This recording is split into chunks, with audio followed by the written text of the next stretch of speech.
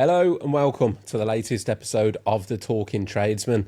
In the studio with me today, I have TEDx talker Will Castle, recent TEDx talker as well, to be fair, Yep. and also film producer. Sort of. Sort of. Part-time, on a whim film producer. I think the On a Whim film production went quite well, really, Will, didn't it, for On a Whim? It did okay. Yeah, it did okay. But yeah, we're going to get into your story, Will. We're going to, obviously, you've got some lived experience we're going to discuss. But I guess the best thing to do at this point is probably hand over to you a little bit to introduce yourself a bit about where you are, where you're from, and how you've got into the reason that you're sat here today. Sure. Well, thank you for having me, Russ. Absolute pleasure, mate. It's an absolute honour to be here. So yeah, I'm Will Castle, and the reason why I suppose I'm here today is I lost my dad to suicide 15 years ago next week, actually.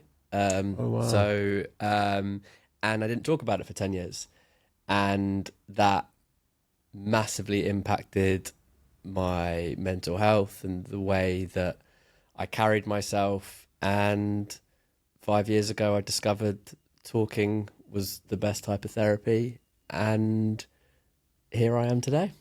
I mean, first of all, I guess I've got to say I'm sorry to hear that you've been through that. Suicide, as you well know, and as my audience, I often repeat, is the biggest killer of men under 50 currently. And the other thing I always like to point out is that after 50, it doesn't get better. It's just that other comorbidities catch up. Exactly. So the rates there's this weird perception that because we say, biggest of under 50, and then it's like, well, after 50, men must get better. Yep. Like, no, they don't. The rates stay the same, but other things like heart disease catch up. So there's a lot of people, certainly in the UK, that are either directly affected or wider affected by suicide. And this platform was set up to address exactly that, particularly to begin with suicide statistics within the construction industry. I don't know if you're aware, but It's the worst industry in the UK for suicide rates currently. I'm semi in construction. I work in the property industry. So, Okay.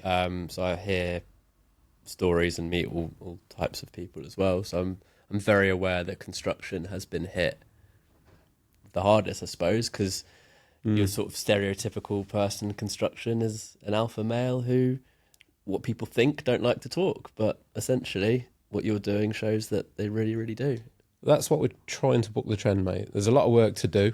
I think part of it really, I'm possibly planting seeds of which the shadow of the trees that they grow into, I'll never get to sit in. But it's trying to book that trend to start that. I think what I'd like to do, mate, if you're comfortable with it, is maybe find out initially a little bit about you, your background, and also to find out a little bit about your dad. Yes, for sure. So I had quite a remarkable childhood, to say the least. So my dad was the biggest character I've ever met, still to this day. He was the life and soul of the party. He made and lost fortunes. It was never simple living with him, let's put it that way. My parents split up when I was really, really young. I have no recollection of my parents ever being together. Okay. Ever at all. And from a very early age, my mum had the role of caregiver, do your homework, go to school, structure. And my dad was the fun one. And I have to give my mum a lot of respect for the way in which she brought me up alone, essentially. And gave me this sort of as normal as possible childhood. Whereas, my dad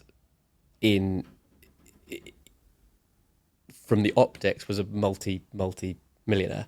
I didn't fly on a commercial airline until I was 18 because I was always flying on private jets. Wow. He owned multiple yachts across the world, penthouses in some of the most incredible places. St. Moritz, we went skiing every year, 3 or 4 times a year. He played polo with now King Charles. Multiple pictures of him shaking hands with the Queen. Wow. He came from very humble upbringings, and he was determined to break that mold. And he got so caught up in it all, I suppose, that he thought that everyone respected him because of the money he'd made and the success that he'd had. That when he did lose all of his money, that was the end. What industry was your father in? Real estate. Okay, right, okay. So we've still got the ties. It's still got the ties. I fell into it mainly because I finished university in 2010 and couldn't get a job because it was just the end of the financial crisis, and he had a mate who was willing to kind of take a punt on me, and that's how I got into it. And so I finished. He although I grew up in this ridiculously luxurious lifestyle and I was so privileged, what I do thank my dad for so much is he instilled an incredible work ethic in me. I set to work for everything. I had a Saturday job from the age of 15. Brilliant. So on the weekend I was flying in a private jet. On the Monday evening I was cashing up at Topshop. Like that's what I did. What a contrast. But this is where he was like, look, yes, we've got this life of luxury, but you've got to work for it. And look, he'd obviously top up the money that I made, but it was more just the fact, you finish your school, you finish college, and you go to work. That's what you do. So every evening, I finished college at 4:00 or whatever it was, and then I was off to work in the evening, 3 or 4 nights a week. Wow. Which instilled incredible work ethic in me. You got siblings, Will, or? I have a half sister, but we can get into that. But we don't speak anymore. Haven't spoken for a few years, mainly because of when Dad passed away. She took it very, very badly, and I wanted to be open and honest and do things like this, and she doesn't agree with that. That's understandable. People deal with grief is such. You can't categorise grief. People deal with it completely differently. People have got different coping mechanisms and different timescales on when they're ready to talk and when they're not. And you can't, in just the same way that she has to respect your way, you have to respect hers. And Exactly. if they don't match, it is quite difficult at times. So I'm sorry to hear that that's the case. And look, it was good. It was what she needed. She needed to distance herself from me, and the anniversary of us not talking is actually the anniversary of my dad's death, which is next week. So it's Wow. it's quite a surreal moment. But we didn't grow up together. She's 7 years older than me. We have different mums, so we never kind of lived together. It was it's a tough thing to talk about, to be perfectly honest. But where was I before that?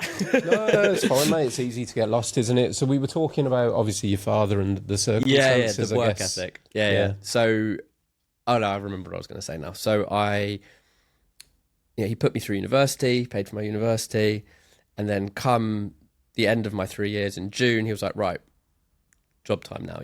You're on your own. So I got a job through his friend. Was working really hard from June. And my dad was my best mate. Like, we spoke 8-9 times a day. He was in the real estate industry. I was in the real estate industry. So we were sharing ideas. So you were really close. Really, really close. It came out at the inquest when he died that I was the last person he called and the last person he spoke to. And that is something I'll have to live with for the rest of my life. But I just remember clearly. So yeah, I was working. It was very obvious things weren't quite right with him. Everything got scaled back massively over between sort of 2007 and 2010, to the point where I was aware of what was going on, but kind of trying to ignore it at the same time. We're talking around because it was recession 2008, Exactly. wasn't there? So this was recession period. He got hit really badly.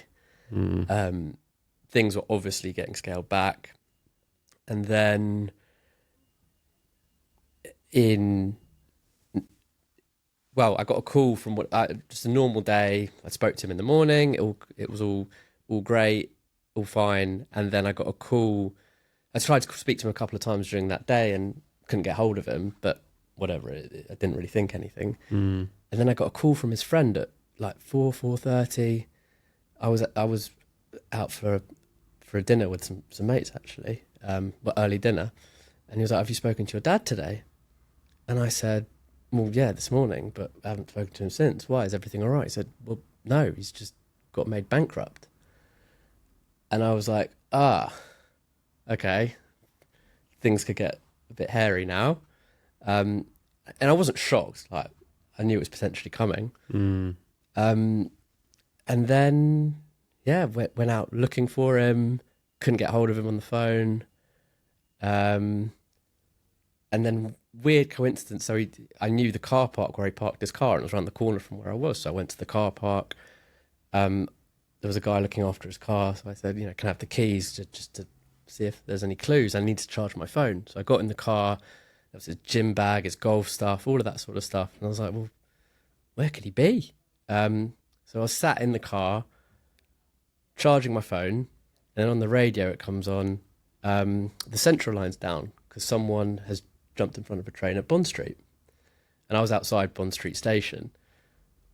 And I was like, my dad didn't even know where the tube was, let alone how to kind of get down there. But I thought to myself, I just had this feeling. I was like, I just need to scrub it off the list. So I went to the station and I said to the guy, I was like, look, I think maybe my dad's the guy who died in front of the train. And the guy said, you just need to call the British Transport Police. So I called them. I remember exactly where I was when I made that call. I was like on the corner of Grosvenor Square outside the station. And the guy on the phone was like, yeah, what's your dad's name? And I told him, what's his address? Told him. And he was like, yeah, it's your dad. And I was like, what? Okay, well, where is he? What hospital is he in? And the guy was like, no, he's not in a hospital, mate. He's dead. Then that's how I found out. And then he was like, where are you? And I told him where I was. He said, right, I'm sending a police car to come pick you up. And that was it. And the police car came and picked me up. And that's how I found out. It's quite rare that I don't know what to say, but I don't know what to say. I got Chills. Yeah, while you were saying that, mate, fortunately, I can't imagine what it must have been like in that moment. I can't imagine what went through your mind at that moment.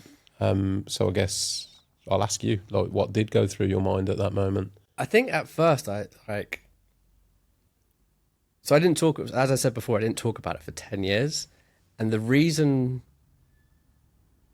why I remember this story so vividly is because after the 10 years, and we can get into how I sort of started doing this, I wrote the story out after 10 years. I'd never even thought about it, and I wrote it out after 10 years to just be step by step what happened. Because it is, having just spoken about it now, it's quite a shocking thing to go through. What was going through, I thought I was in a film. Like, I just didn't think it was real. Like, I was just like, all right, when's this all going to stop? And when is, like, the curtain's going to come up and everyone's going to have that gotcha moment. Yeah.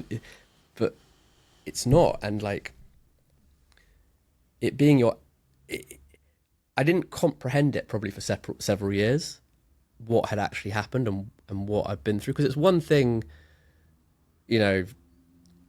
losing someone, mourning them.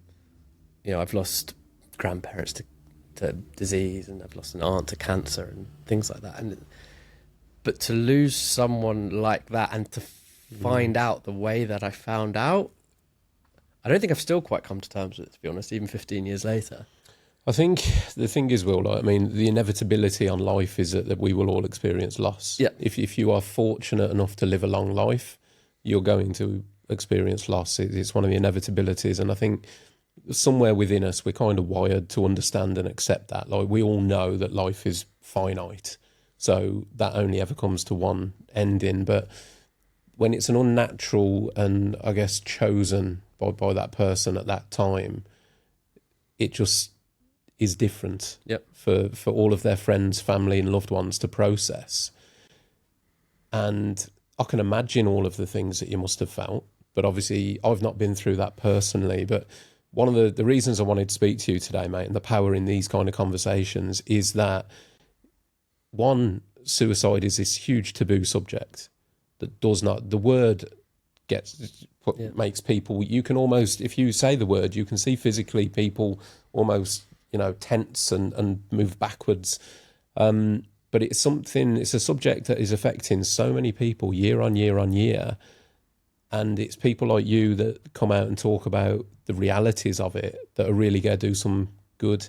I don't want to jump too far forwards, but I think it's a poignant point to say this because I listened to your TEDx talk and you talked about statistics, and I'm going to ask you to repeat those. Sure.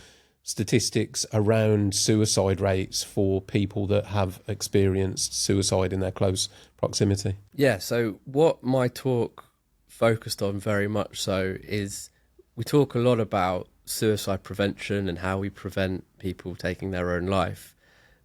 But what I found, having lost someone to suicide, is that it makes you I went through some dark times after that. Let's stop there a moment to say a massive thank you to our headline sponsors, Zinza. Now, Zinza understands the commitment and dedication and long hours it takes to get a job done right. That's why they make the paints and primers that pros trust to do their best work. Plus, if you're looking for support, you can also sign up for pro membership and you'll have access to Zinza's specification team. They make it easy to pick the right products and will work closely with you on site to deliver a solution that meets the highest standards. It's all part of what makes Zinza the mark of a pro.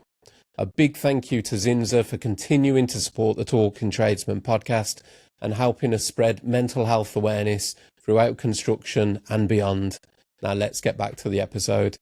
And I'd never been through dark times. I'd lived this incredible childhood where everything was rosy, and all of a sudden I've gone to a place where I'm like, oh, you can actually kill yourself. That does happen. And because my dad had done it, that had opened a gateway in my mind. Before suicide was this whole fathom that you saw in the films. I didn't think it really existed. And then you experience someone actually doing it. You're like, okay, so it's a real thing. So if I want to end this now, that's possible. And what it really made me realize is that you're so much more susceptible to suicide if you've lost someone to suicide. But the support network for someone who's lost someone to suicide is shit, to be perfectly honest. A few years ago, my mum sent me a photograph because she was going through all my stuff at my house that I'd grown up in. She sent me a photograph of the pamphlet that I got given when Dad died. And a leaflet. It was literally a leaflet. And I said to her, where's the rest of it? She was like, no, that's what you got. You literally got a 2-page A5. And I just didn't, there was nothing.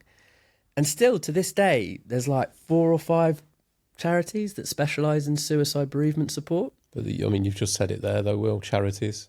They are, yeah. So it's propped up, isn't it? And so what my talk addresses is if you want to stop suicide, why don't you cut off this valve here of people who are very, statistically most vulnerable. So what are those statistics? So if you have lost someone to suicide, whether it's a close relative, a friend, whoever it is, you're 65% more likely to attempt to take your own life. Now, if you've lost a direct relative, mum, dad, brother, sister, child, you're between 200 to 500% more likely to actually die by suicide. Potentially 500% more likely. Those statistics are huge. And we're not stopping this as a society. As you said, this again, I addressed this in my talk. When people mention the word suicide, you're like, oh gosh, can't talk about that.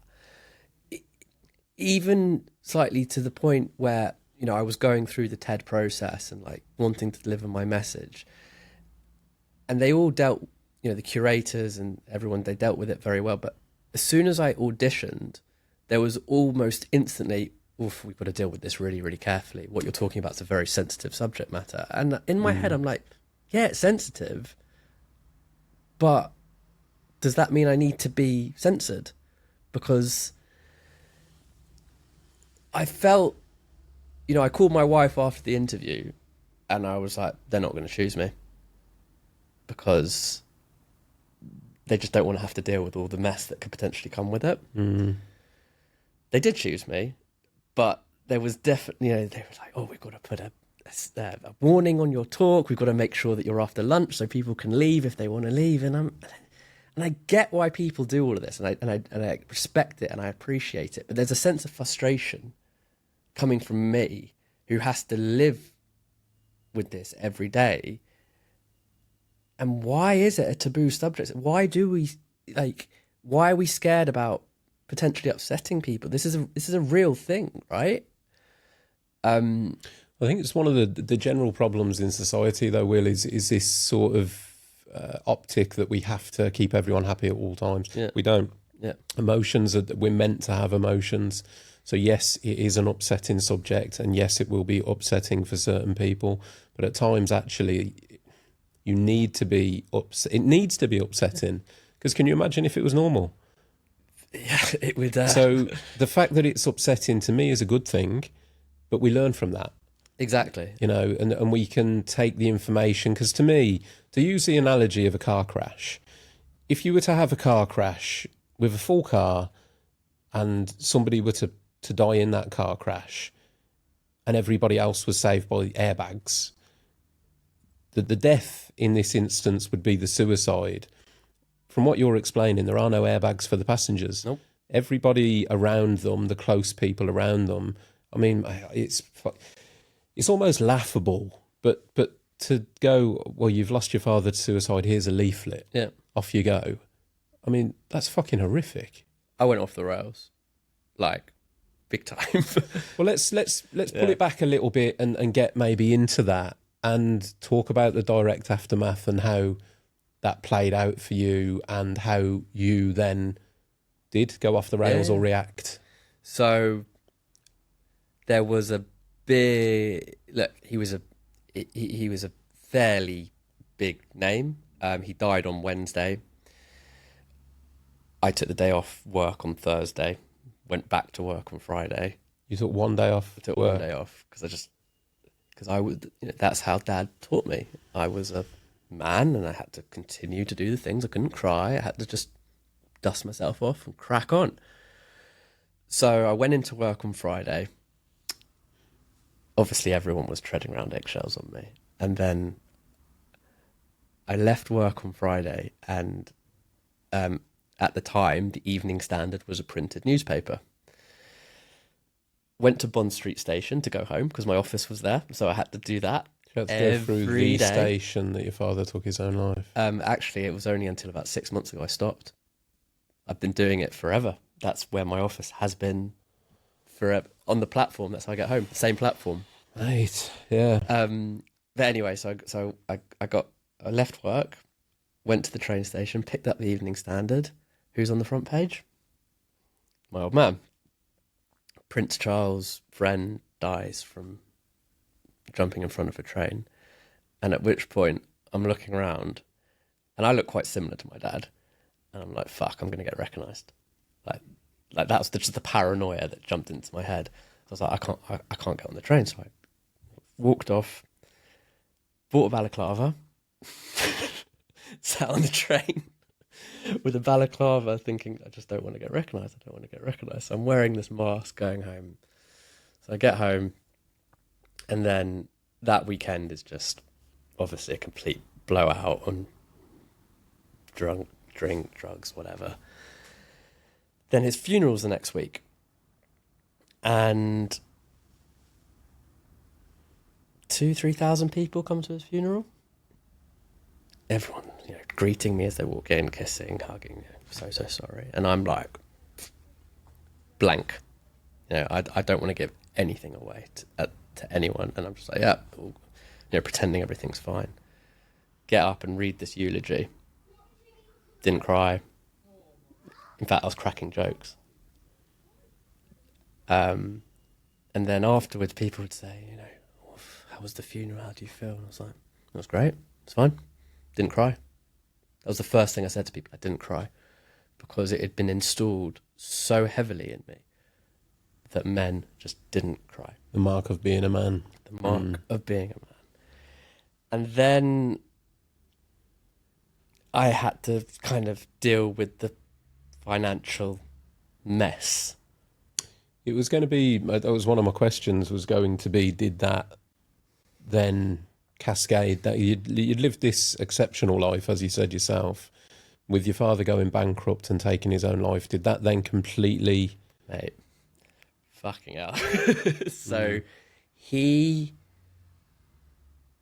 after I left university, he said, right, I'm going to help you, buy an apartment. And I'd saved up quite a bit of money from my job at Top Man and over the years.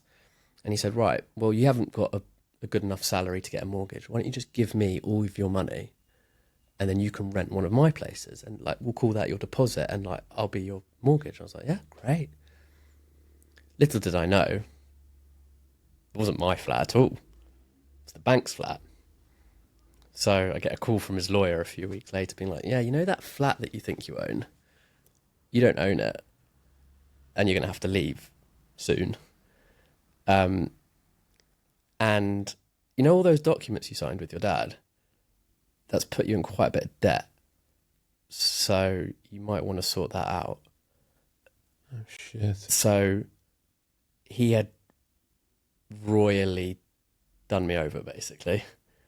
And I have no anger or resentment, or when you're in a mess, you're in a mess, right? And he was still my dad and he still did a lot right by me. Luckily, I managed to get out of it somehow. His lawyer helped me quite a lot and I kind of figured it all out. But my first instinct after having lost my dad was like, right, I'm now the man of the house. I've got to sort all this shit out, and no one's going to help me. And yeah, I was, after I lost my flat, I was homeless. I'd fallen out with my mum because I was a disgraceful teenager and disgraceful young adult. And I had to move in with my uncle for a little bit. And my uncle, who was my dad's brother, hadn't spoken to my dad for like 15 years. Yeah. And fair play, took me in for a bit, which was, very lovely of him. And now we've got a very close relationship. And So the finances at that point, you were just completely on your own? Yeah, I was broke. Yeah. Like heavily broke. He'd taken all my money, and I had nowhere to live. And until I finally made up with my mum. By the way, the argument with my mum, 100% my fault. Like, I was the bad one. She helped me. She got me back on my feet. Like, she kind of said, right, okay, move in here for a bit, like, sort yourself out, and then we'll kind of figure it out from there. She helped me financially, like, put a bit, kind of replaced what my dad had nicked from me, essentially, and helped me out big time. It sounds, mate, from what you've described, it was almost like this reality-shattering event in all ways. Yep. Not only losing your father, but then the financial element of just this life, privileged luxury life, has just swept straight from under your feet. And then you've got to completely rebuild yourself and then navigate the loss of your father. It's no wonder you went off the rails. And I'm glad that you sat here with me today, because by the sounds of it, you would have been one of those statistics like high on. Not only are you dealing with one thing, you're dealing with another. Yep. The whole complete life change for yourself in terms of your financial circumstances and security. I can't even imagine what that must have been like. I actually now think of it as, no, not now, but at the time I was questioning, was any of it real? Was any of what he built actually real? And was our relationship real? Or was it all just a lie? Was everything a lie? And that was the thought that was going in my head for a few months after he passed. And it was, was he really my best friend? What would your best friend do this to you? Like, why am I in this situation? And that is what suicide does. And that is something that's not spoken about enough. The questions that are left in your head that can't be answered. They'll never, those questions will never be answered. No one will know what was going through his head ever. And that, I think, hurt the most. That I was like thinking about how close I was and how much I loved this guy and how much I was in awe of him. It's a hard fact to admit, but he royally did me over. Not to mention the fact that he decided, he made the decision to take his own life. That will affect me for the rest of my life. Decisions have consequences, and it's a proper bring you down to earth moment. Obviously the financial stuff was hard, but like you get over that. That is what it is. It was more the fact was anything real? The 21 years that I lived with him, 22 years that I lived with him, was that just a fabric of a fiction of my imagination? I didn't quite get it. I think it just adds, doesn't it? That grief is one thing, but suicide brings in so many other emotions into play that you have to deal with, because, and it's speculative, but I think I'd be right in saying there's the frustration, the betrayal, the anger that you wouldn't feel in a normal bereavement, that is thrown into the mix of loss, heartbreak, and all the rest of it. So it's a totally different grief, as a suicide grief, compared to a normal loss, as it were. I don't think that really gets enough attention. It's what I focus a lot on in my talk, my TED talk, that it's just a grief like no other. I've lost people to cancer. I've lost people to old age. Losing someone to suicide is like getting hit by a train yourself. Like, it is just the questions, the emotions, the daily struggles you will go through for the rest of your life are just insane. So after he died and I went on a pretty long bender, he died in November, and on September the 1st I went to a dinner party and I met a young lady who is now my wife. Is this the following September? Yeah, 9 months later. Okay. So she met you in the midst of the grief, really. I have no idea why she's still with me. We met in September. I'd lost... look, everyone knew what had happened. Okay, it made the front page. Like, it was a big story within sort of my immediate community. But I never spoke about it. I was never the person who was, on the front foot with the conversation. Whereas I sat down next to this girl at this dinner party, and within about 5 minutes, she knew my life story. Because you had told her? Because I told her, yeah. Okay. And I hadn't done that with anyone before. I obviously just felt this comfort from her aura. But then, so, when you first start a relationship, it's quite intense. And, well, it was for us anyway. And look, I'd obviously been going through a really rough time. And my boss at the time, credit to him, identified that and said, look, you need to go get some help. And I will send you somewhere that you can go and get it, and I'll pay for it. So that was booked for mid-October. So 5 weeks into our relationship, I say to her, look, I've got to go away for a couple of weeks. She's like, well, where are you going? I was like, well, like a trauma centre for people who've been through.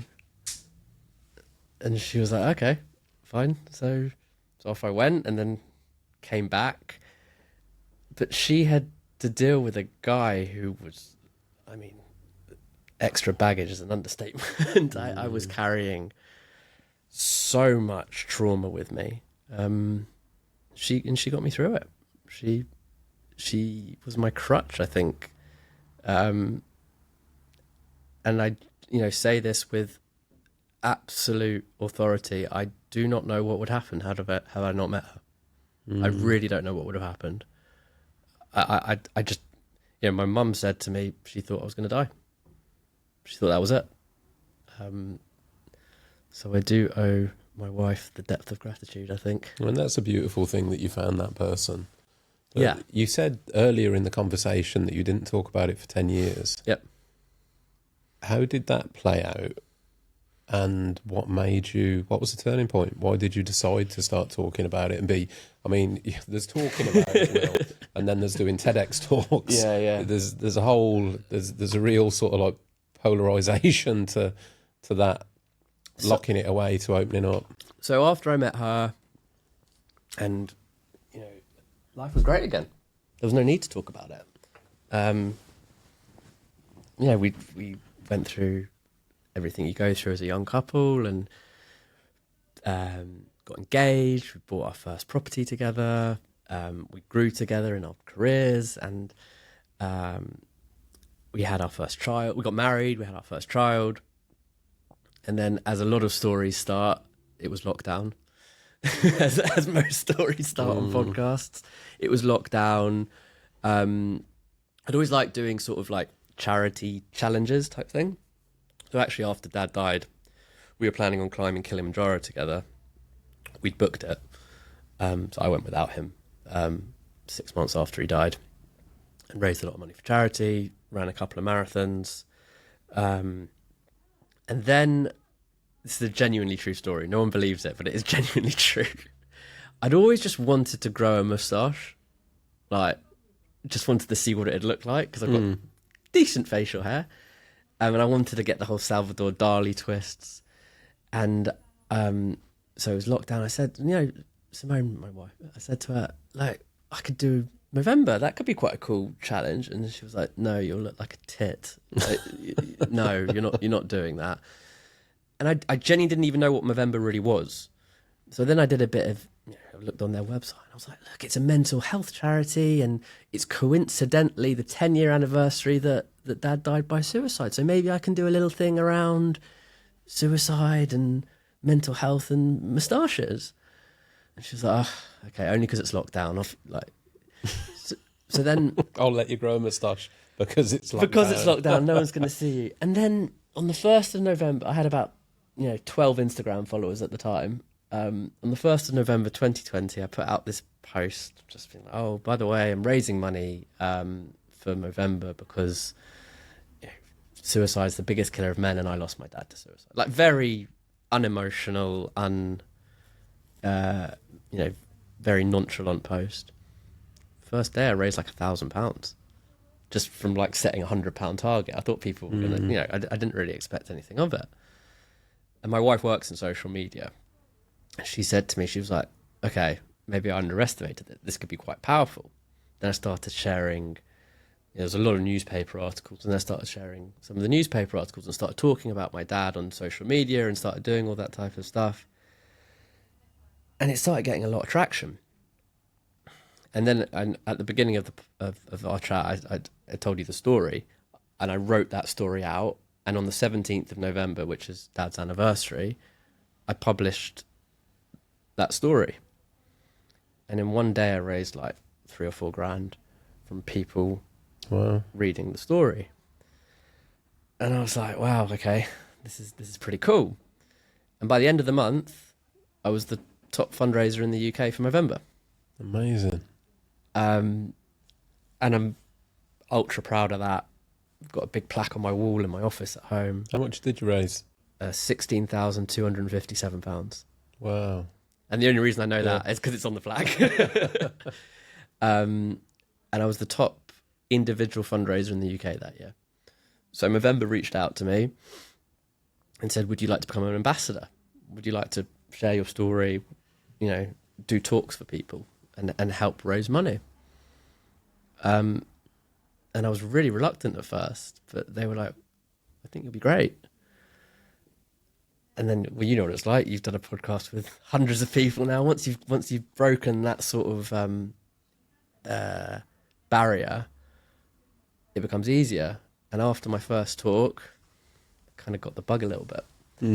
So I've got a Movember tattoo, So you have. Est 2020 from when it all began, and that's how I started doing this, and that's a genuinely true story. Through November. Wow. Actually, coincidentally, I did some work with, sounds a bit obscure, but I did some work with Pringles last year for their Movember Yeah, campaign because I work with them. So again, went down to London for the day. They had like a pop-up cafe with Jimmy Bullard was there serving people in a cafe, and they wanted people to go down there and essentially publicise what they were doing. They were doing like free food, but there was a lot of work around mental health. But it's a fantastic campaign, mate. Anything like that gets eyes and ears onto things, then yeah, all credit. So that was the thing that lifted the lid for you. Yep. And then you've ran with it. Yeah, exactly. And I genuinely didn't really speak about it before. Like obviously all my friends and immediate kind of. How's it been for you since speaking about it more? Very cathartic. I think it's helped me understand a lot about what I went through and why I am the person I am today. Mm. Simone always says to me, she's like, if what happened didn't happen to you, I don't think we'd be together, because it changes you, obviously, like massively. And looking back through university and through the early stages of work, I was like this. I was very arrogant. I was very kind of, I thought I walked on water, and as you kind of do when you come from such a privileged background. And then obviously this put me straight down to earth. And I come from a world where people are very obsessed with material items and what car they drive and how big their house is. And to be honest, what happened to me just put that all into perspective. Like, I live firmly within my means. I don't care what car I drive. I don't take out massive amounts of debt only for my mortgage. And it's important to me to live in that way, because I never want to get into a mess like my dad got into. And it kind of made me really modest and down to earth overnight as a result of what had happened.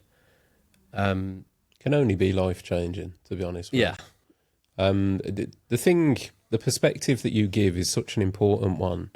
I'm always conscious of, I never know who's listening to this, and that there are people that go through struggles and there are people that have those dark thoughts. And I think the powerful thing that you can give to the conversation is to share that perspective of the person that's been affected post, your father taking his own life.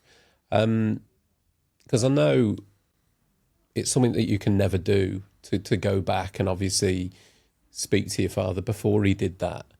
But if you were given that opportunity, and I know this is a powerful question, but if you were given that opportunity, and the reason I ask you this is because it's almost like addressing anybody else that might be having those thoughts, what would you have said? None of that matters. None. He thought, I'm making assumptions here, but he thought that because he drove a nice car, lived in a big house, and did all these things, that's why people respected him and people loved him. But that's not true. And there's a lot of potential rumours as to why he took his own life, but I genuinely believe it's because he lost all of his money, and that's why he did it. And I remember speaking to a mate of mine the day after it happened. I was like, we could have just lived in a studio together above a shop in Camden. I wouldn't have cared. Well, I probably know the answer to the question, but did your dad ever communicate that he was mentally struggling? Never. I don't even know if he was mentally struggling. Even being in this world now that I'm in, and with the knowledge that I've gained from doing this type of work, there's a lot of people who are constantly fighting battles. With him, I don't think it was that. I genuinely think it was, right, I've had enough. That's it. I just think it was something in his head that was like, that just flicked. Like a flash moment. That's it. Because he was like that. He was very, what's the word I'm looking for? Impulsive? Correct. That is exactly the word. He was very impulsive. So I just think, he was like, well, fuck this. That's it. I've lost all my money. That's it. Game over now. I mean, I'm assuming there was not a note or a message or anything. Nothing. Just straight action. Absolutely nothing. All there was the missed call on. I know what time he died because of the CCTV footage, and I've got a missed call on my phone 15 minutes before that. That's all I've got. And I can't believe I missed it. Which, yeah, you feel that way now because you know the context of the call, but at the time it would have just been a call. yes, no, and it was knowing him. It would have been just for him to have spoken to. He wouldn't have said anything.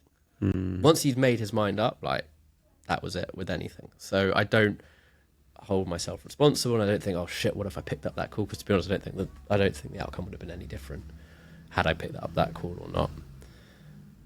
But it does give you something extra to think about, right? So, well, that's one of the horrible things that it leaves, isn't it? And there was a time, and just to clarify, I don't feel this way now, but there was a time prior to me becoming aware of mental health and how things are, that I would have been that person that said, well, it's selfish to do that because of all the things that get left.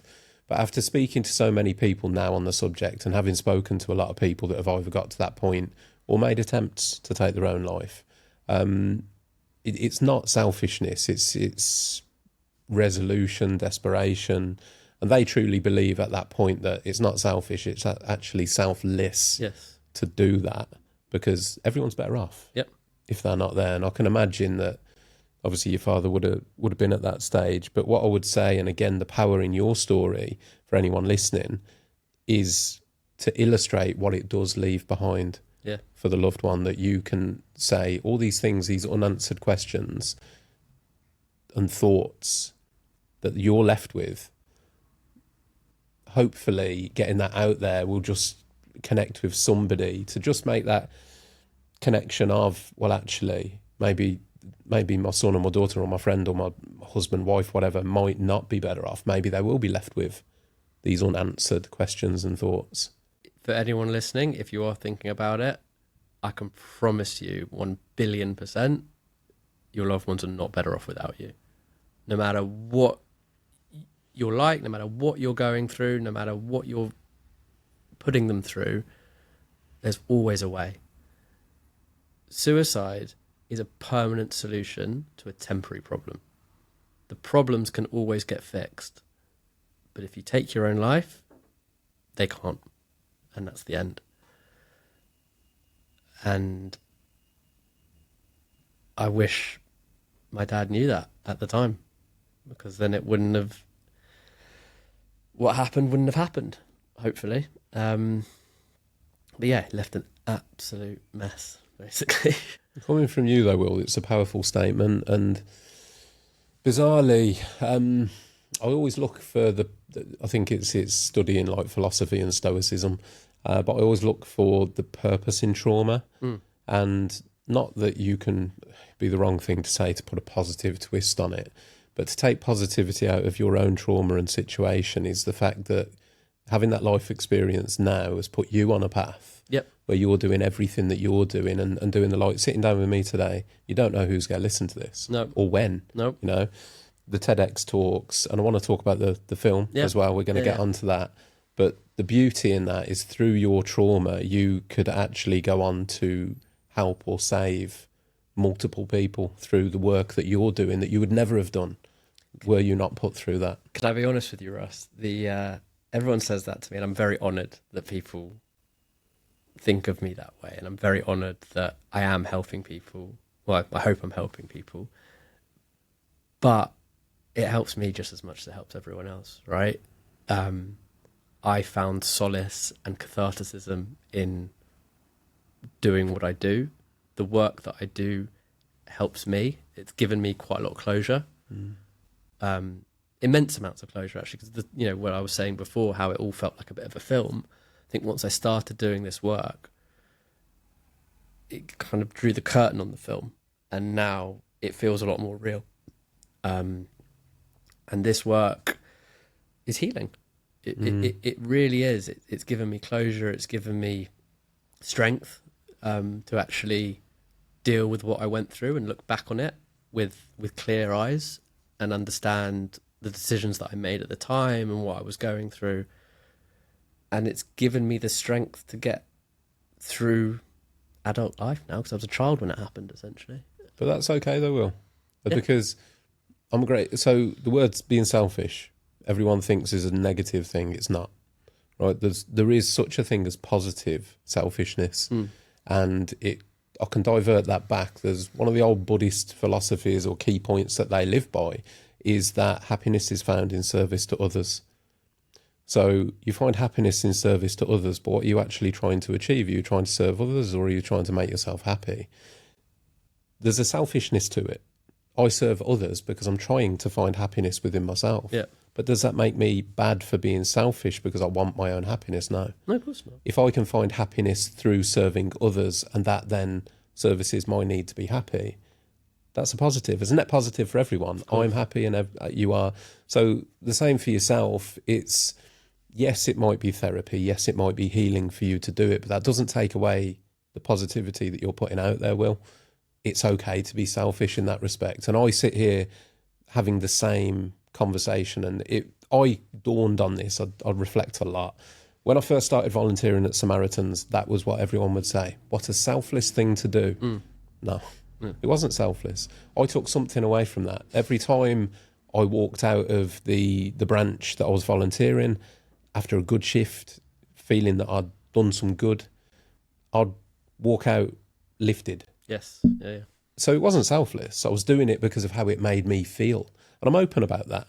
You know, the reason I do this podcast is, I was talking to you pre-record, it's not for financial gains, but it's for purpose gains, if that makes sense. 100%. It gives me a purpose. It gives me happiness. I feel that hopefully by doing this, we're getting word to people that need to hear it, and there's some kind of help being delivered on some level to somebody as a result of this conversation. And that makes me feel good about me. 100%. I think, well, rewind to why I'm here. Some chap who I've never met, who we discussed, volunteered me for this podcast. Exactly that. Yeah, and I mean, it's worth saying, actually. Occasionally, I'll put out on social media, you know, who do you want me to see on the podcast? And as a result of that, Will is sat here today because two people. Oh, was it two? Two people put you forwards. And again, I'd not seen you before. Yeah. We mix in different circles. So a couple of people had put you forward, had a little look on your social media profile because, you know, I'll be honest, sometimes I get random names thrown and people do it as a joke because it's like wind their mates up, you know, because they think, oh, if they get, they'll be like, oh God, I ain't doing that. But when two different people put you forwards, I was like, oh, okay, I'll check this name out. And then I saw the work that you're doing, which was when I dropped you, I think, I don't know whether I posted it. Or... And I agree. And like that I cannot tell you how happy and purposeful that made me feel. The fact that, oh wow, someone, what a beautiful moment though. It really was. It was such a beautiful moment. Somebody's seen your work or something that you've put out, and has seen what I'm doing and has connected the dots and gone, you'd be good over there. It made me feel like everything I'd been doing was valid, and it just really kind of put like, oh wow, actually people are listening, and like maybe I'm helping someone. And it just, I cannot tell you how amazing that made me feel. That's beautiful. It was quite touching actually. And I remember when we spoke on the phone after it happened, and I called Simone straight after. I was like, oh my gosh, like I've been invited on this podcast and they think that I'm doing some like really cool stuff. And it really validated that everything that I was doing, not that that's important, like, just help one person, but it just made it so much more real. But it is, we all do this. You're doing what I do. You start to say about how good it makes you feel, and then you go, but that's not important. It is. Yeah. It is. And it's okay for it to be important too. We all do it. I do the same, where you kind of, you want to play it down, you know, but the truth is it's okay to find purpose, enjoyment and happiness and be proud of yourself for doing the work that you're doing, because why not? It needs more people. And, you know, we could get onto that subject because I know that one of your passions is to provide more support for people that have been, you know, I was going to say victims is not the right word, people that have been close to people that have taken their own lives. And again, you know, you doing everything that you're doing and us coming together to raise awareness on the subject, we shouldn't have to. No, I We know. shouldn't have to. There should be governmental support there for, you know, if you can sit there and quote statistics like you did, 500% more likely, if you know that, then somebody in a position of authority must know that. Well, there's good news on the horizon. Timely news, I suppose. So the Prince William and his foundation have pulled a whole load of suicide prevention charities together, about 20 of them, and created the Suicide Prevention Network. So this was announced 3 or 4 weeks ago. Okay, I haven't seen this. Which is great news. And the charity that I partnered with on the film, Suicide & Co., they are part of said network as well, which is incredible. So Suicide & Co. Are a charity that provide specialist bereavement counselling to those who have lost someone to suicide. And I just wish they were around when Dad died. They weren't, unfortunately. Mm-hmm. So they're on the panel. Another charity that I've worked with before, James's Place, incredible charity. So that's for men who are at crisis point. They've got one in Liverpool. They've got one in central London as well. And one of my old colleagues who had lost his brother to suicide helped set that up. And James was his brother. So that's why it's called James's Place. So that's another amazing charity that's one of the pillars of this network. So I'm quite excited about the future. I think people are finally kind of stepping up and listening. And I'm so proud that we supported Suicide & Co. with the film and we got their name out there. Let's talk about the film. Like, tell the listeners what the film is, where they can find it, and all the rest of that. So, do I believe in coincidence? Yeah, I suppose so, or fate. So, Luke, who is one of my oldest friends, we went to school together. So we've known each other since I was about 12 or 13. We did all secondary school together. We did uni together. And then after uni, he came to live in my flat. Right, yeah. So we were living together when we first kind of got into the real world. And he was there when it all happened. He was the person who I was speaking to when I was looking for Dad. When I was running around central London, he was the one I was updating every 10 minutes. And he was the one who was there for the aftermath. And like, we were kids. He didn't know how to deal with it. You know, he was 21, 22, going through life as well. And he was living with this, what can only be described as mess of a human, which was me at the time. And he kind of, like, how do you, I've never really thought about it, actually. I'm just vocalizing it now. So that must have been really hard for him, like really tough for him. He lost both of his parents when he was 8, 9, within like 6 months of each other to cancer. And he's an extremely strong individual. Anyway, so we lived together at the time, and he was in management consultancy, believe it or not. And then a few years later, he decided he wanted to be a film director. And we were just like, okay, yeah, of course. And now he's an extremely successful film director.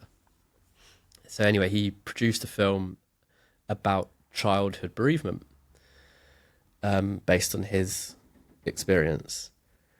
And I went to this. I was actually supposed to be going on holiday that day, and for one reason or another, it got cancelled. And I went to his film premiere of this film, and I watched this film, and I was like, "Fuck me, this hits hard."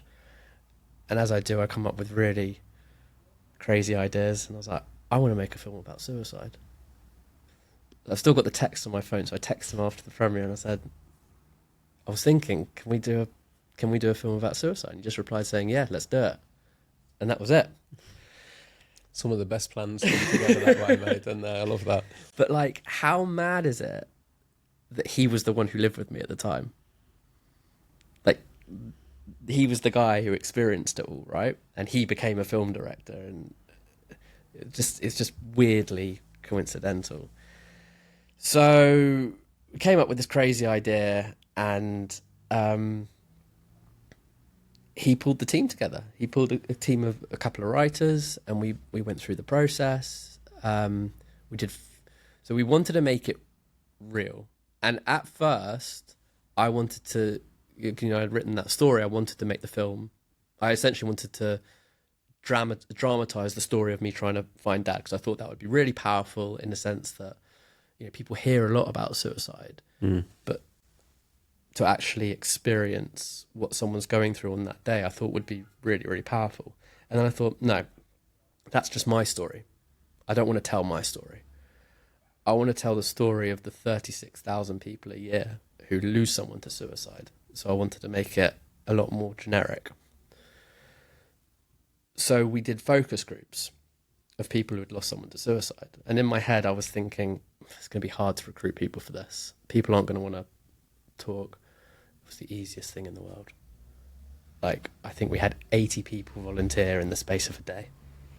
And we hosted 5 or 6 different groups, just understanding the different emotions and the different things that people go through when they lost someone to suicide. And the variety was pretty strong, but what struck me the most was the consistency.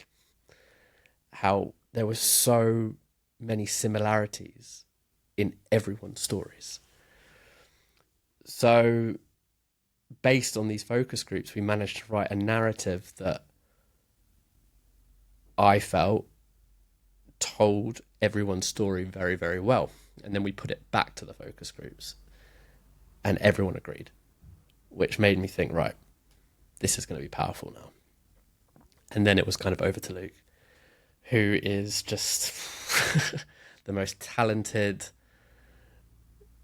person I've ever worked with, without a shadow of a doubt. I mean, to put it in perspective, so I don't understand the film industry. I've never done anything in film. We won something called a Grand Prix last week. And I was like, what's a Grand Prix? So I asked ChatGPT, and they said it's the most prestigious award you can win that's not given out at any awards. So that we were at an award ceremony where there are 300 awards. It's done every year. They rarely give out Grand Prix. It's just for like outstanding work. And they gave out 2 in our year. And one of them was us. Wow. And we were alongside, this is what really brought it in perspective, the History Channel's campaign for the Holocaust Memorial. That's what I was next to. Wow. And it just really kind of put things in perspective for me, that like, we've created this incredibly, like, if I do say so myself, incredibly powerful thing that touched so many people. And how many people has it touched? Well, 4 million. Yeah. And the reason why it's touched 4 million is, fair play to them, West Ham promoted it for us. And they didn't have to do that. So that's West Ham Football Club. That is West Ham. That's West Ham United, yeah. Luke does a lot of football advertising, and he had a contact at West Ham, and he pitched them the idea. And they went for it.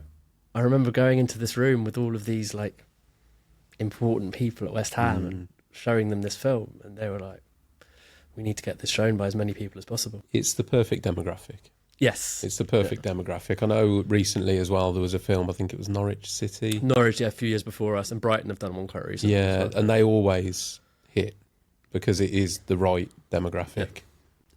And they supported it. They got it out there. They got it shown by so many people. And I'm forever grateful, being an Arsenal fan, to West Ham United for helping us out. And I mean, to anyone listening, because we'll be interested, Will, where can they find the film, and what is it called? So shameless plug on my website. You can find it on willcastle.com. The film is called Heirlooms. I mean, if you Google Heirlooms West Ham, it comes up as well. It's still on the West Ham website. And I think it's on the Suicide & Co website as well. So go and check it out. You'll see why it's got the plaudits that it has. So yeah, go and check that out. I've watched it myself, mate, and yeah, it'll be everything that everyone's already told you. It's powerful. And again, it's those moments, aren't it? It's, now and again, you watch something and it just stops you. It stops you and makes you think and just have a little bit of reflection, and that's one of those. I still read through all the comments on the West Ham Instagram page, and it just makes me feel all warm and fuzzy inside. Just,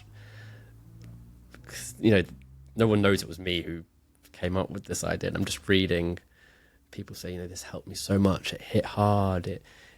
I feel seen, and I think that's the key message that I take from it. I just remember going through those 10 years where I didn't talk to anyone about anything and just not feeling understood, and like going through constant battles in my mind with what was going on in my life and thinking no one understands what I'm going through. But actually that just wasn't true at all. So many people out there. So many people. And I think it's one of the problems and perceptions that gives you that is because of the stigma attached to the subject. Because I think, not that people like talking about grief and bereavement, but for somebody to sit there and say, oh, I lost my father to cancer, is very different in terms of its social acceptance. Yeah. I would feel that I could quite happily say that in a pub or a bar or a restaurant, but to talk about suicide, it's almost, again, it's that the stigma of like, oh, people get uncomfortable, let's not talk about that. But for somebody that has suffered that kind of bereavement, I would imagine that can then make you feel that you have to hold it, contain it, for fear of making others. So when it first happened, I was in the real estate industry. My dad was a big name in the real estate industry. I would turn up to meetings and people would look at my name. People would say, oh, you're Will Castle. With that tone. With that tone. Yeah. And I would say, yes, that's my name. And they'd say, was Paul? Yes, Paul was my dad. And instantly, I just had a rush of anxiety. Oh, now this person's going to judge me based on like what my dad's been through and his history. And it took me years to get beyond that anxiety and awkwardness that I felt whenever someone mentioned his name, because of what happened in the press and because everyone knew. It was just, it was really, really difficult. And there shouldn't be a taboo around it. It should be like losing someone to cancer. 100%. And just the anxiety that I had, the constant anxiety of thinking people are judging me the whole time, was just horrible. Did you feel that your father taking that action was somehow perceived as a reflection on you? No, actually, I didn't. It was just the association with it. And what I hated, and I still hate to this day, is the attempt to sort of cover up the reason. Like, he died because he lost all of his money. Like, let's own up to that. But, just my family and to some extent, lawyers and everyone was like, well, he had health problems, didn't he? And that just all got a bit much. I was like, well, yeah, he had health problems no more than I've got health problems. Like, we all have health. Like, not enough to make him kill himself. I think that was done maybe to try and keep his reputation intact. Maybe. Post-event. Maybe, but like, I think now that I've been through what I've been through and I'm in the sort of, mental health circle, I understand, like, you've got to own up to these things. It's okay to admit he was ashamed to have lost all of his money, because that's addressing an issue of toxic masculinity within our society, right? He believed that he would be judged for having this huge fall from grace. Yeah. Maybe he would have been. But that's everyone else's problem. That's not his problem. His problem was, how am I going to get back on my feet? But he, from what I believe, he was so worried about what everyone else would have thought. And that's why he did it. It's a really valid point, mate, because if you don't address the cause, you can't fix the symptom. The symptom of mental health is suicide. That's a symptom. But the cause is all those other things, the judgment, the fears, the the being rooted in the identity and then having that taken away. But those are the things that, like what you just said, to actually speak openly about the cause, or like the reason that your father took his own life being the loss of the finances. Now that's the cause. Yeah. So if you can then highlight that to people, to say, look, because it's a trigger point. Yeah. There are certain triggers for people that are consistent when it comes to suicides. Things like relationship breakdowns are common. Financial insecurity is very common. That there are various things that crop up again and again and again. But if you pretend that that's not the case, you're not going to fix it, are you? 100%. So it's important to do that. And I believe, hopefully, I think that the tide is turning somewhat in terms of recognition and people talking about it and destigmatizing. But there's a long way to go. Yeah. But it does need people like yourself that are willing to stand there and wave the flag. What does the future hold for Will Castle? Now you've done TEDx talks and public speaking, are you intending on leaning more into this? Have you got more projects in the pipelines? I actually don't, weirdly enough. I think TED took so much out of me in a really positive way, but like it was hard work. And I didn't plan anything while I was doing it. And I'm quite enjoying a bit of breathing space for now. You know, He says coming on a podcast to talk no, about it. podcasts are easy. You just gotta talk your talk, right? But Christmas is coming up. I think, I've got 2 young kids. I want to spend some time with them, enjoy Christmas. I've started a pretty new job quite recently. I'm 6 months into that. I want to kind of try and focus on that a little bit. We'll see what the future holds, but as and when opportunities come up, I'm more than happy to sort of address them at the time. But for now, I think time with the family, enjoy some Christmas, and see what happens. Really, we were mentioning before off record that I just sort of started the conversation with my son about how his grandfather died. It's a really worthwhile point bringing up, Will, to be fair, because like you said, your father's actions impacted you, but they have already started impacting your son, who never met your father. Never met him. So it's that ripple, isn't it, through the generations? Getting quotes from my TED talk. It's he. I was saying to you, on the car. So a few weeks ago, for the listeners' record, he came home from school and he said to me, "Daddy, I don't want to exist anymore." Which stopped me in my tracks. And then it happened again and again. And it was repetitive. There was obviously something going on. And whenever you tried to talk to him, he wouldn't really vocalize the reasoning behind it.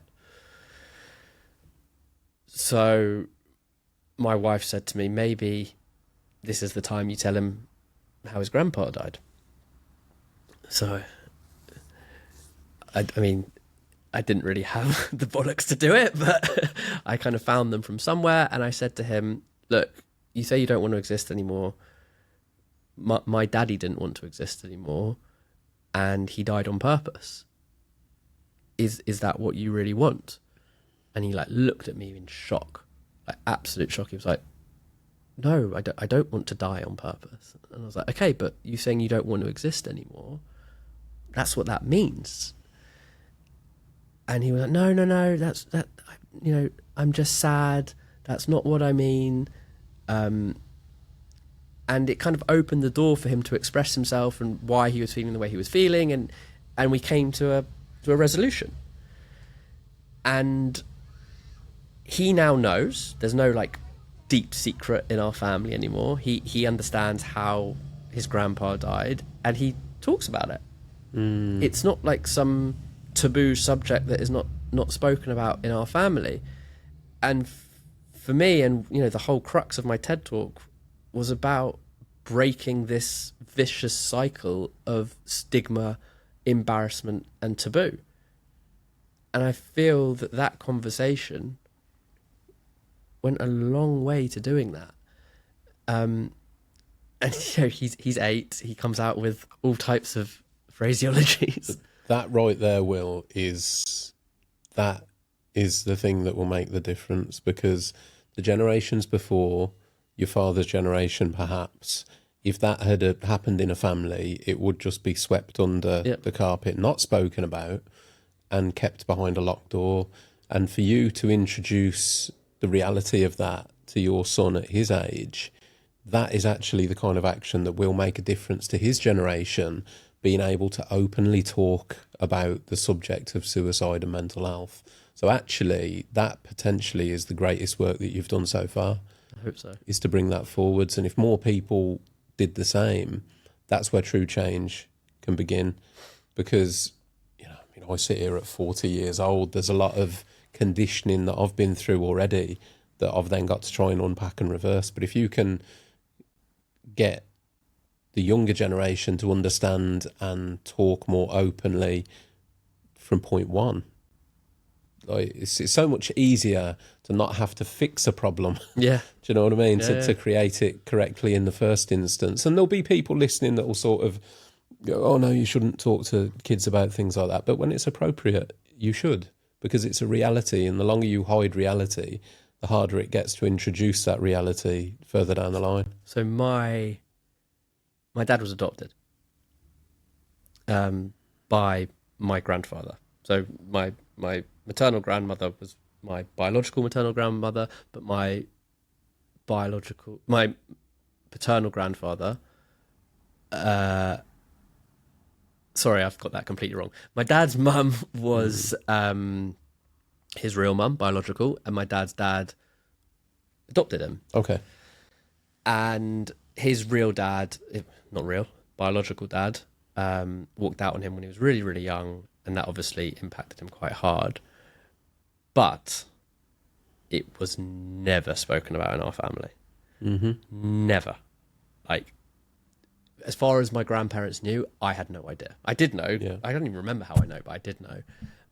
And my uncle, who was actually technically my dad's half-brother, told me that he didn't find out that they were only half-brothers until he was 16.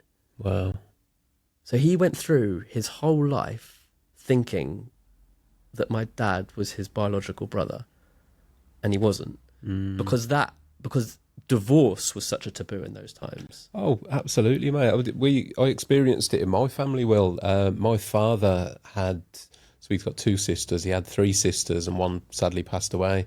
Spina bifida runs in my family, and it was before medical advances. It's not such an issue now, but it was then. And I didn't know that my dad had a sister that had died until I was probably early teens. Yeah. Same thing, because it was never spoken about.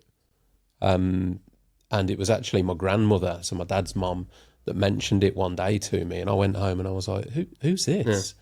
And he was like, my dad at the time was like, oh my God, it's been spoken about. It was just under the table. Oh, yeah, absolutely. Shut down and completely not spoken about. But again, it was that generational thing of not processing emotions. You locked it away. Don't know whether it was maybe a post-war coping mechanism. I don't know. But then the bizarre thing about it was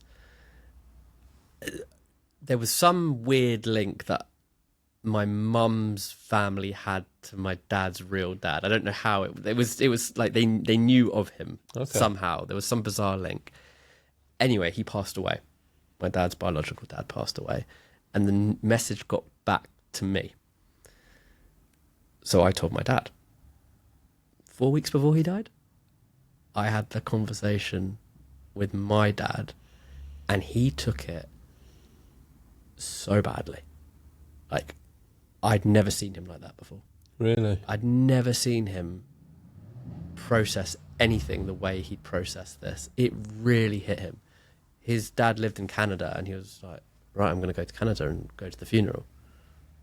He didn't in the end. But it really affected him. And maybe there was something in his, the snowball effect leading up to his death. But it, looking back, it was a bizarre sequence of events. having to tell him that his dad had died. That was strange. And it again, mate, it highlights the problem with bottling things up and not processing it from an early age, because going back to your own son, now you've already had that conversation. He's got that information to mature with and carry forwards. Yeah. No doubt over the next umpteen years, you guys are going to have several conversations on it. You know, your son will want more information, but he's then going to grow up with that knowledge. Yep. Which is a horrible thing to have to pass on, but it's also such a powerful thing to pass on that he will then, and again, it's those seeds that you plant. Your son will then be able to have conversations with his peer group, with that knowledge that you've passed on, and that's how real change is made, in my opinion. I hope so, and I hope, you know, the film, which is a legacy, you know, the film goes a long way to addressing what we've just spoken about in terms of keeping things bottled up and how talking can help, and it advertises the service that Suicide & Co. does. And, you know, I tried therapy a couple of times, never really worked. And then after I made the film, the CEO and founder of Suicide & Co., who I'm working with really closely, said to me, have you ever tried specialist support? And I was like, no, that's not for me. I don't need any of that. And this was only 2 or 3 years ago. She was like, just try it, see what happens.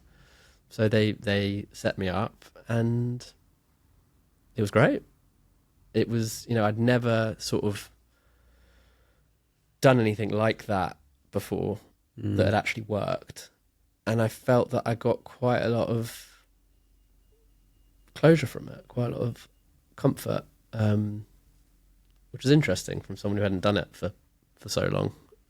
It's funny, isn't it? I had this conversation only yesterday where I was talking about physical and mental injuries, and the fact that if I were to fall down the stairs and break my leg, there's no chance I would go, I can go fix this myself. Yeah. I'll put a splint on, I'll bandage it, be fine.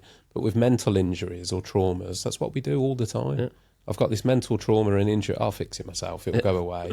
Eventually, if I ignore it, it will heal, but it doesn't. But we do it all the time, and there are a range of professionals out there that are trained specifically in those trauma responses, the therapists, the counsellors, grief trauma, whatever it might be. Yet all too often, particularly us men, avoid at all costs. It's like we don't want to admit that injury, whereas the physical injuries are front and centre and you can't avoid them. It's a bizarre thing, really, that we do, in that we do refuse that help and we do try to fix things ourselves, when a lot of us, we've got no knowledge on the inner workings of how these things go. And as humans, we share traits, we share behaviours, we share reactions. That's why psychologists can predict behaviour, because actually, fundamentally, a lot of our sort of behaviours are similar, and that's why they can help. Yeah.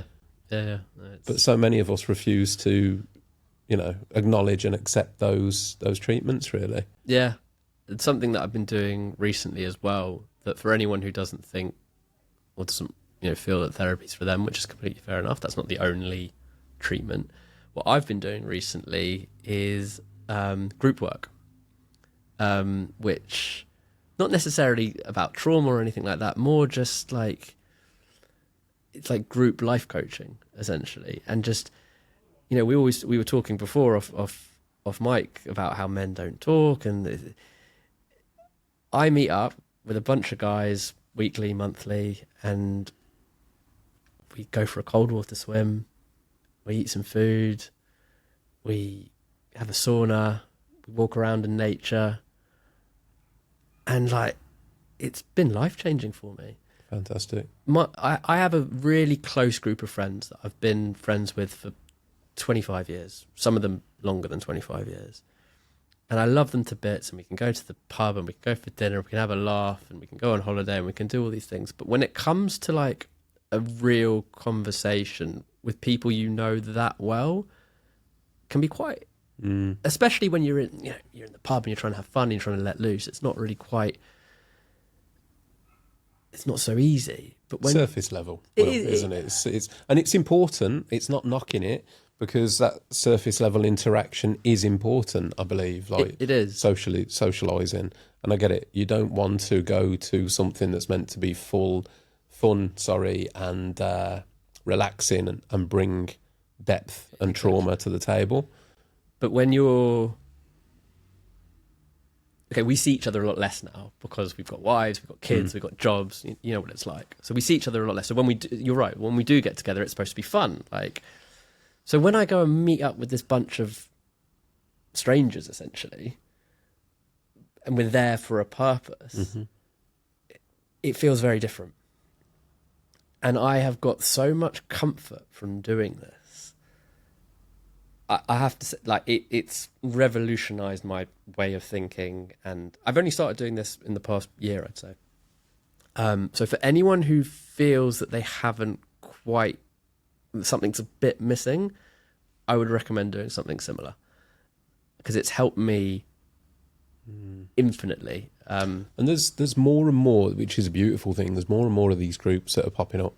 I've had a few guests on that are part of similar things, localized groups in areas, and they do very similar stuff, and it seems to make a real difference. It really does. So if you are struggling, as Will said, do a little bit of research, look locally. There are a lot of these men's, around here in the town I live in, I think they're a national organisation, actually. Andy's Men's Club. There's Andy's Man Club. There isn't one round here, but there's Men's Walking and Talking. Yeah, I've seen groups. that. Yeah. There's one in this town, but I've seen them all across the UK.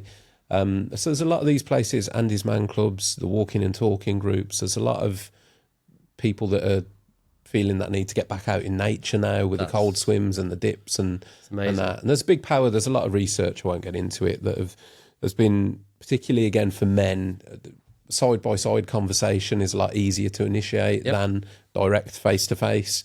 So the walking and talking thing, there's a lot of proven research that's really effective. But if you are struggling, then look, fortunately, for all the downfalls of social media, it does connect people. And there are lots of local groups and forums and things like that. So wherever you might be, have a look. And if not, if you are in an area and you're not quite sure, reach out, drop me a DM. And I know a lot of organisations, I can point people in directions. I'm sure Will would be happy to receive the similar sort of thing. I live in and around London, so there's lots going on there, but it's genuinely changed my life. And another thing that I used to play a lot of sport, and I still try and play a couple of times a week, football, but that helps clear my head. But as you get older, it becomes a little bit more tricky. Clears your head and ruins your body. Yeah. So I've done saunas and cold water swims, and I cannot tell you how much it clears my head and just gets me right for the day. It's like gym for your mind. It's absolutely incredible. And don't think that any of this stuff is selfish. Like we were talking before, you know, if you're going to look after your family, you need to be 100% yourself. Self-care is not selfish. 100%. So I would recommend, you know, if you've never tried cold water swimming, you've not tried hot and cold therapy and saunas, like it's changed my life. It really has. It's really kind of helped me discover a new dimension to my thinking, and a way in which to clear my mind and become the best version of myself. Beautiful. It's good. Well, mate, a massive thanks for sharing your experience, for coming all the way to the studio to sit and be with me today. Before we do wrap things up, is there anything that you haven't touched on that you wanted to get out?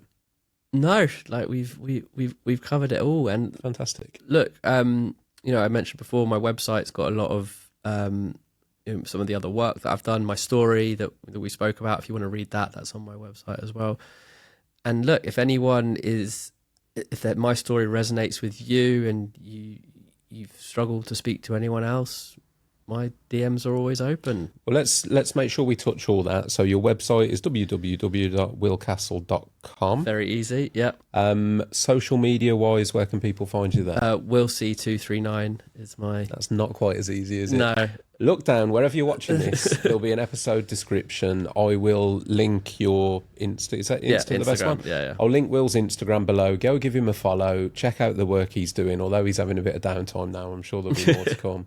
Go and check out the movie, which again was. So it's on my website. My TED Talk's on my website. Fantastic. Everything's on my website. So go and have a look. There's some inspirational stuff there, and stuff again. I always talk about value, but there's real value in knowledge. So yeah, Will, again, mate, massive thank you for coming in today. It's been a pleasure. Thank you. To everyone listening, thanks again for listening. Please do all the usual stuff, like, share, follow, subscribe, and I'll catch you soon on the next one. Brilliant.